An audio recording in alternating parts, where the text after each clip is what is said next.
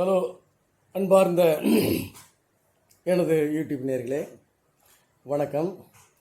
இன்று ஒரு மிகச்சிறிய வீடியோ தான். அநேகமாக அது ஷார்ட் வீடியோஸில் வரணும்.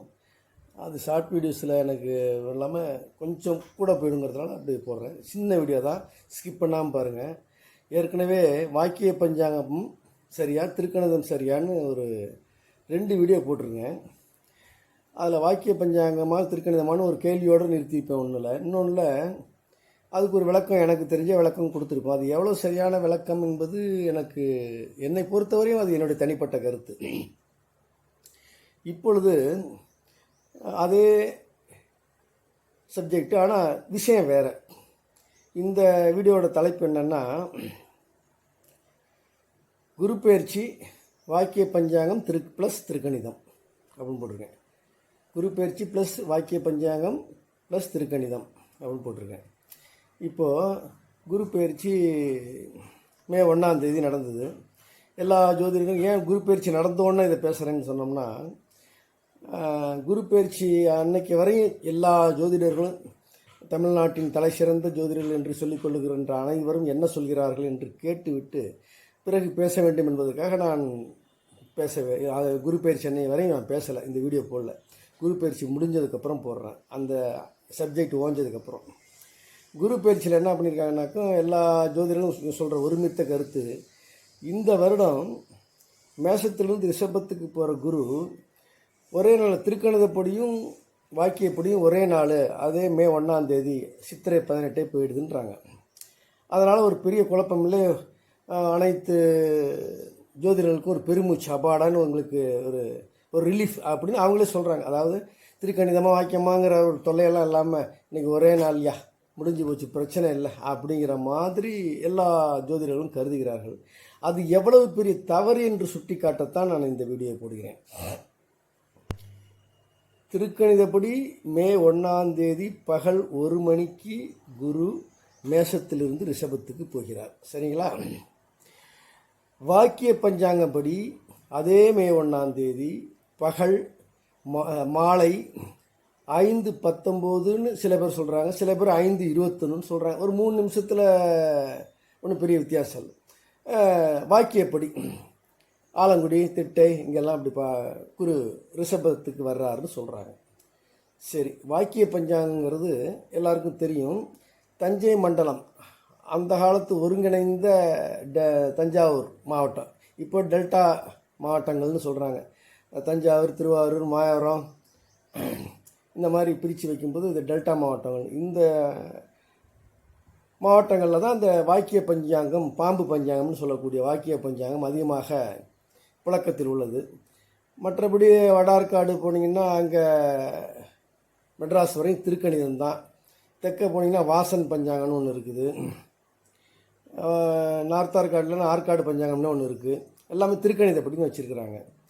இதில் கம்ப்யூட்டரில் உள்ள சாஃப்ட்வேர்ஸ் எல்லாமே மேக்சிமம் திருக்கணிதம் தான். இதுதான் இப்போ உள்ள நடைமுறை. இதில் வச்சுக்கிட்டு தான் பலன் சொல்கிறாங்க. இப்போ நான் விஷயத்துக்கு வர்றேன். திருக்கணிதப்படி மே 1 1 மணிக்கு குரு மேஷத்திலிருந்து ரிஷபத்துக்கு டிரான்ஸ்ஃபர் அப்படின்னு சொன்னோம்னா இதில் எந்த குழப்பமும் இல்லைன்னு எல்லா ஜோதிடர்களும் ஒரு ரிலீஃப் மூச்சு விட்றாங்களே, அது எந்த விதத்தில் நியாயம்? ஒரு நிமிஷத்துக்கு எத்தனை குழந்தை பிறக்குது தமிழ்நாட்டில்னு புள்ளிவிவரம் கேட்குறாங்களோ சொல்லுவாங்க. ஆஸ்பத்திரியில் போய் பாருங்கள், ஒரு 5 நிமிஷத்தில் எத்தனை குழந்தை பிறக்குதுன்னு. தமிழ்நாடு முழுக்க எத்தனை குழந்தை பிறக்கும்? அப்போ 1 மணிக்கு முன்னாடி ஒரு 12:30 வச்சுக்குவோம், அல்லது 12 வச்சுக்குவோம், 11 வச்சுக்குவோம், 10 வச்சுக்குவோம். அன்றைக்கி மே 1 சொல்கிறேன். எல்லா பிள்ளைகளுக்கும் 1 மணிக்கு முன்னாடி பிறந்த அனைத்து குழந்தைகளுக்கும் திருக்கணிதப்படி குரு மேஷத்தில் இருப்பார். ஜாதகம் கணிக்கும்போது இப்போ மேஷ லக்ன ஜாதகம்னு ஒரு வச்சுக்கோ, ஒரு பொண்ணுக்கு, ஒரு குழந்தைக்கு, அதுக்கு லக்னத்திலேயே குருன்னு சொல்லுவாங்க. அதனால் 1 லக்னம் வருதானலாம் கணக்கு பண்ணாங்க. ஒரு உதாரணத்துக்கு சொல்கிறாங்க. அதே போல் திருக்கணிதப்படி மே 1க்கு அப்புறம் 1:30க்கோ 2க்கோ 3க்கோ பிறந்த குழந்தைக்கு ரிஷபத்தில் குரு. அப்போ அதே மேஷ லக்னத்தில் பிறந்த குழந்தைக்கு திருக்கணிதப்படி 1 மணிக்கு மேலே பிறந்திருந்ததுன்னா 2ஆம் இடத்துல குரு. நல்லா ஞாபகம் வச்சுங்க. இதுதான் திருக்கணிதப்படி. இப்போ வாக்கியத்துக்கு வருவோம். அன்னைக்கு சாயந்தரம் 5:19க்கு தான் மேஷத்துலேருந்து ரிஷபத்துக்கு வர்றார். அப்போ இதே குழந்தைக்கு வாக்கியப்படி குரு மேஷத்தில் தான் இருப்பார். ஏன்னா 1:30க்கு பிறக்குது, 2க்கு பிறக்குது, எப்படி பிறந்தாலும். அதே சமயத்தில் திருக்கணிதப்படி இல்லாமலும் இதெல்லாமலும் அதே குழந்தை மத்தியானம் 3 மணிக்கு பிறந்தாலும் மேஷம்தான். ஏன்னா வாக்கிய பஞ்சாங்கப்படி 5:19க்கு தான் ரிஷபத்துக்கு வர்றார். அப்போ ஜாதகத்தில் குருவோடைய இடம் மாறுவதற்கு ஒரே நாளில் ஒரே நேரத்தில் பிறந்த குழந்தைக்கு ஜாதகப்படி பார்த்தீங்கன்னா குரு வாக்கியப்படி ரிஷபத்தில் இருக்கும், அது திருக்கணிதப்படி மேஷத்தில் இருக்கும். 1 மணிக்கு முன்னாடி பிறந்த பிள்ளைகளுக்கு 1 மணிக்கு முன்னாடி பிறந்துருச்சுன்னா திருக்கணிதப்படி மேஷம், வாக்கியப்படி மேஷம். சரிதானுங்களா? 1 மணிக்கு முன்னாடி பிறந்த குழந்தைக்கு. 1 மணிக்கு அப்புறம் பிறக்கிற 2 மணி 3 மணிக்கு பிறக்கிற குழந்தைக்கு பார்த்தீங்கன்னா 1 to 5 வரை பிறக்கிற அத்தனை குழந்தைகளுக்கும் திருக்கணிதப்படி ரிஷபத்தில் குரு, ஆனால் வாக்கியப்படி மேஷத்தில் குரு. எவ்வளோ பெரிய கன்ஃபியூஷன். அப்போ ஒரு லக்னத்துக்குலேருந்து கனெக்ட் பண்ணும்போது ஜாதகம் கணிக்கும்போது ஒரு பிள்ளைக்கு 3 மணிக்கு பிறந்த பிள்ளைக்கு மேஷம் 8வது வீடு ஆகுறதுன்னு வச்சுக்குவோம். அப்போ 8ல் குரு, அஷ்டமத்து குரு வாக்கியப்படி 3 மணிக்கெல்லாம் பிறக்குது, 5 மணிக்கெல்லாம் குரு போயிடுச்சு. ஆனால் திருக்கணிதப்படி 9ல் குரு, வாக்கியம் அமோகம். எவ்வளோ வித்தியாசம். அப்போ பார்வை வித்தியாசப்படும். 5ஆம் பார்வை, 7ஆம் பார்வை, 9ஆம் பார்வையும் வித்தியாசப்படும். அப்போ ஜாதக பலனே மாறி போயிடும். இப்படி இருக்கும்போது இந்த அஸ்ட்ராலஜர்ஸ் எல்லாம், அந்த ஜோதிடர்லாம் ஹவாலா ஒரே நாளில் போயிருது, ஒரே நாளில் போயிருதுன்னு பெருமை அப்படியே ஒரு ரிலீஃபாக பேசுகிறாங்களே. எப்படி தப்பு இல்லையா? அது இன்றைக்கும் கேட்குறேன், திருக்கணிதமாக வாக்கியமா என்னென்னா வாக்கியத்தை எல்லா ஜோதிடரும் சேர்ந்து எடுத்துருங்க அப்படின்னு சொல்லி வாக்கியங்கிற பஞ்சாங்கம். ஆனால் எப்படி எடுப்பாங்க வாக்கிய பஞ்சாங்கம்? அந்த காலத்தில் தஞ்சாவூர் அரண்மனை காலத்திலேயே, ராஜாக்கள் காலத்திலேயே ஆதரிக்கப்பட்டு வந்த பிரிண்டர்ஸ் அவங்க எப்படி விடுவாங்க? தான் தொழில விட மாட்டாங்க. திருக்கணிதம் வாசன் பஞ்சாங்கம், அந்த பஞ்சாங்கம், ஆக்காடு பஞ்சாங்கம்லாம் திருக்கணிதப்படி. அவங்க எப்படி திருக்கணிதத்தை விட்டு வாக்கியத்துக்கு வருவாங்க? வரமாட்டாங்க. அப்போது இவங்க பிஸ்னஸ் போட்டிக்கு நம்ம தலையெழுத்தையே மாற்றுறாங்க. அப்போ ஜோதிடர்கள் எல்லாம் ஒரு இதை கொண்டுட்டு வரணும். ஆனால் இந்த வாக்கியப்படி அப்படிங்கிற 2 வீடியோ ஏற்கனவே போட்டிருக்கேன் பாருங்கள். அதை என்னுடைய சேனலில் போய் பாருங்கள், இருக்கும். அதில் பார்த்தீங்கன்னா நிறையா அதை வியூவர்ஸ் அதெல்லாம் எனக்கு நிறையா வந்தாங்க. அதுலேருந்து நிறைய பேர் எனக்கு ஃபோன்லேயே கான்டாக்ட் பண்ணுவாங்க. ஃபோன் நம்பரை கேட்ச் பண்ணி கொண்டு வந்து ஃபோனில் பண்ணி கேட்பாங்க. சார், அவங்க சொல்கிற முக்கால்வாசி கருத்துக்கள் என்ன சொல்கிறாங்கன்னா, சார் எனக்கு 7ல் சனி சார் வாக்கியப்படி, ஆனால் திருக்கணிதப்படி 8ல் சார். சில பேர் என்ன பண்ணுறாங்க, சார் எனக்கு குரு ஜென்ம குரு சார், வாக்கியப்படி திருக்கணிதப்படி மாறுது சார், அப்படி இப்படிலாம் சொல்லுவாங்க. இது எதை சார் எடுத்துக்கிறதுன்னு. நான் ப்ரொஃபஷனல் ஜோதிடன் கிடையாதுங்க, ஜோதிடம் அறிந்தவன், அவ்வளோதான். எனக்கு கணிக்க தெரியும், ஜோதிடத்துக்கு தெரியும், அந்த சயின்ஸை பற்றி எனக்கு தெரியும், அவ்வளோதானே ஒழிய ப்ரொஃபஷனலாக உட்காந்துக்கிட்டு ஆஃபீஸ் போட்டுக்கிட்டு கம்ப்யூட்டர் வச்சுக்கிட்டு செய்கிறது இல்லை. அதனால் ஏகப்பட்ட ஜாதகன்ட்ட வந்திருக்கு, அந்த அனுபவத்தை பார்த்து சொல்கிறேங்கிறதுக்கும் இல்லை. ஆனால் என்கிட்ட அந்த ஃபோனில் வந்தவங்களாம் சொல்லும் பொழுது மற்ற ஜோதிடர்கள் சொல்கிற மாதிரி உங்களுக்கு எது பலிக்குதோ அதை எடுத்துங்க. எந்த 2 ஜாதகத்தையும் எடுத்துங்க. 7ல் சனியா இல்லை 8ல் சனியான்னு வச்சுக்கோங்க, அல்லது 6ல் சனியா. சில பேர் 6ல் சனி, 7ல் திருக்கணிதப்படி 6ல் சனி சார், வாக்கியப்படி 7ல் சனி சார். அப்போ திருக்கணிதப்படி உங்களுக்கு பலன் 6ல் இருந்தால் நல்லது, திருதிய சனி. 7ல் இருந்தால் கலத்திர தோஷம். அப்போ எதை சார் எடுத்துக்கிறதுன்னு உங்களுக்கு என்ன ஒர்க் அவுட் ஆகுது? எனக்கு இத்தனை நாள் வரையும் கல்யாணமே ஆகலை சார், வயசு 33 ஆகுது சார், அப்போ கலத்திர தோஷம் ஒர்க் அவுட் ஆகுது. அப்போ 7ல் சனின்னு எடுத்துக்கிறதா அப்படின்னு சொன்னால் ஜோதிடர் என்ன சொன்னாங்க, அதுதான் பலன் உங்களுக்கு பலன்படி. அப்போ பலனுக்கேற்ற ஜாதகமா, ஜாதகத்துக்கு ஏற்ற பலன்? எதுக்கே ஜாதகம்? பலன் சொல்கிற, எதிர்கால பலன் சொல்கிறதுக்கு தான். நீ ஏற்கனவே நடந்ததை வச்சுக்கிட்டு கணிக்கிறா, அப்போ எந்த ஜாதகம் கரெக்டு, எந்த பஞ்சாங்கம் கரெக்டுன்னு சொல்கிறதுக்கு என் லைஃபே நான் அடகு வைக்கணுமா? சொல்லுங்கள். என் லைஃப் முழுக்க ஸ்டடி பண்ணிட்டு உட்காந்துருக்கோம். பார்த்துக்கிட்டு நான் சாகும்போது என்னோடய அனுபவத்தின்படி பார்க்கும்போது வாக்கியம்தான் சரி அல்லது திருக்கணிதம் தான் சரின்னு நான் முடிவு எழுதி வச்சுட்டு போகணும். என்ன குழப்பம் பாருங்கள். இதெல்லாம் பார்க்கும்போது ஜாதகம் பார்க்குறதே விட்டுறலான்னு தோணுது. உண்மையுமே எனக்கு பார்த்திங்கன்னா அப்படி தான் ஒரு குழப்பம். நான் பிறந்தப்போ பார்த்திங்கன்னா 5ஆம் இடத்துல புதன் திருக்கணிதப்படி, வாக்கியப்படி 4ஆம் இடத்துல, 5ஆம் இடத்துல கன்னிராசி பரம உச்சம். அப்படி புதன் இருந்தால் இப்போ புதன் தசை நடந்துக்கிட்டு இருக்குது. எங்கே பலன் அளிக்குது இல்லை, பெருசாக ஒன்றும் இல்லை. அப்போ ஜோதிடம் வேறு காரணங்கள் இருக்குங்க, இருக்கலாம் தான். சரி, அப்போ 4ஆம் இடத்துல வாக்கிய பஞ்சாங்கம் அப்படி 4ஆம் இடத்துல பலன் இல்லை, அதுவும் நடக்குதான்னா அதுவும் இல்லை. அதனால் ஜாதகங்கிறத நான் என்ன சொல்கிறேன்னா ஒரு அடிப்படையாக வச்சுக்கோங்க, சும்மா ஒரு கைடன்ஸுக்கு. அதே நம்ம ஒருத்தர் முந்தானத்து 2 நாளைக்கு முன்னாடி ஒருத்தர் ஃபோன் பண்ணார்.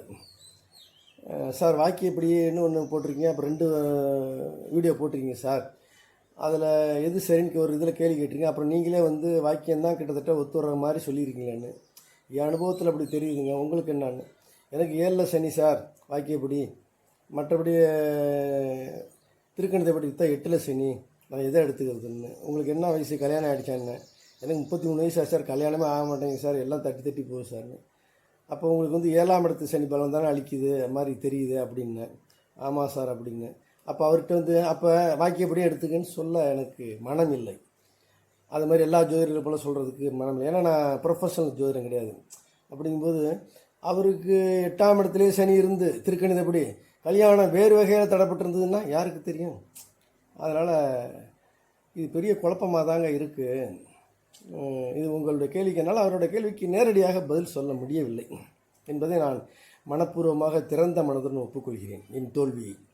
அந்த நண்பர் அப்புறம் எங்கேருந்து பேசுகிறீங்கன்னு கேட்டேன். இந்த கொஞ்சம் பாயிண்ட்டை வேறு பக்கம் திருப்புவோன்ட்டு. ஏன்னா என்னால் அவர் கேள்விக்கு ஒரு சரியான ஒரு திருப்திகரமான பதிலை அளிக்க முடியவில்லை. ஏன்னா I am not a professional astrologer. அவங்களே பதில் சொல்ல முடியாமல் உட்காந்துருக்காங்க. ஏதாச்சும் எது உங்களுக்கு பலிக்குதோ அதை எடுத்துங்கன்ட்டு 10ஆம் பதில் சொல்லிட்டு போகிறாங்க.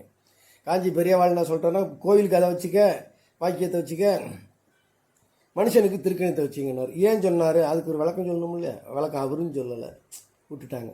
இப்படி இருக்கிறச்ச அவருக்கு நண்பர்கிட்ட வந்து கொஞ்சம் மாறி கேட்டேன், சரி எங்கேருந்து பேசுகிறீங்க, இவ்வளோ ஆர்வமாக பேசுகிறீங்களான்னு.